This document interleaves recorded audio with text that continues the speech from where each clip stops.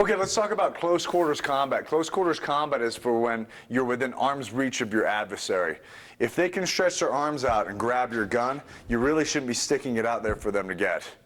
Okay, so in the United States, 80% of police gunfights are 3 to 6 yards in range. That's very, very close. So oftentimes, if we're holding somebody at gunpoint, if there's an intruder in our home or somebody that we're interrupting a robbery or some sort of other crime, and we hold them at gunpoint, if they're so close that they can grab our gun, we're actually doing ourselves a disservice. Because FBI stats show that, at least with police officers, when we're disarmed, 100% of the time the weapon is used against us. So you can only assume that for a civilian, it would be the same thing. So what I would tell you is that the way we shoot in close quarters, meaning roughly 2 yards away from our target and within, is we bring the weapon close into our body. And the way we're designed as human beings is when the weapon's close into us, we are more strong and we're more coordinated. When our arms are stretched out, we're less coordinated and less strong as we are in tight to our body.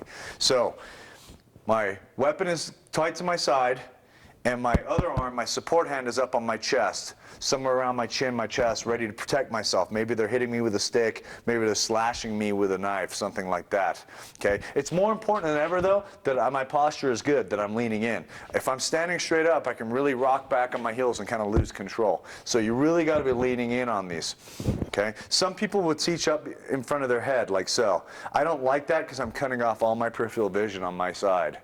Okay, so I just say somewhere around your chest. But it's very important that you keep it hanging tight to your chest so that you don't hang out, draping your hand out, and accidentally shoot off one of your fingers or put a hole in your hand. So remember, keep it tight to your body. Now, another interesting thing is that with a semi-automatic pistol, you want to move it away from your body. So I'm pointing my little plastic gun towards you so you can see. I'm angling the weapon away from my body, approximately at maybe a 1 or 2 o'clock position. And that way, when it actually operates and the slide comes back, it won't catch up in my clothing and malfunction, or maybe bounce off my body and malfunction. Okay, but if I curl it away from me, I don't have to worry about that. Now, with a revolver, it doesn't make a difference. With a revolver, I could shoot it like this, and even if it hits me every time, I'm good. That would be an advantage to a revolver. Although, like with everything, why not have one way of doing everything, just in case you transition back and forth between one weapon system to another.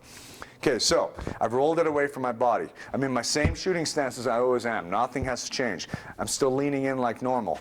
Still in my isosceles shooting stance, and I'm shooting from here. This is close quarters. I'm really not using my sights. It's basically point shooting. And generally, when you see people shooting targets, they're hitting around this pelvic girdle area. And here, what do you have in here? You got your femoral artery, your ball joints that enable you to stand up, any kind of genitals, your abdomen. These are all excellent targets. Now, with a semi-automatic pistol, make sure you roll out like we talked about. You roll out away from your body so the slide can cycle properly without it getting caught up on your clothing or bouncing off your body. Okay? So, from the front, close quarters combat. From the side, maybe I'm moving through my house, checking it, somebody jumps out on me.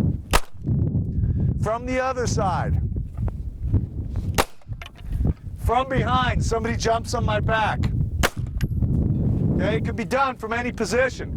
What I have found is sometimes, though, small-statured people, small women, smaller men, or people who maybe are elderly, people who don't have the hand and arm strength, will often have malfunction shooting from this position because they don't have their entire body behind it controlling the recoil.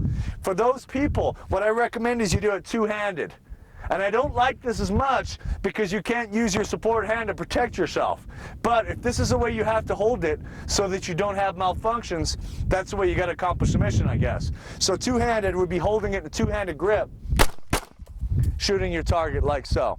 That would be an optional way of doing it if you're having problems controlling it. That would be close quarters combat. When you shoot somebody close quarters, the gases are still coming out of the muzzle. All those gases will actually enter the wound channel and make a larger wound. So it's actually much more effective in close quarters. Don't be surprised that if you shoot a paper target that you blow the paper off the target. That happens very frequently, of all those gases coming out of the muzzle up close. And don't be surprised also if you feel it blow back on you. So you may feel some force coming back off the cardboard, off the target, or whatever it is you're shooting. But you know, be sure that that doesn't intimidate you. This is something, there's probably as much chance of you having to shoot somebody in self-defense, in this close quarters type scenario as there is any type scenario.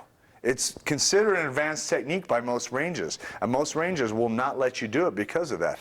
But I personally think it's a very effective way to defend yourself that you have to understand and have to learn. Hope this helps you out. ColoradoConcealedPermit.com.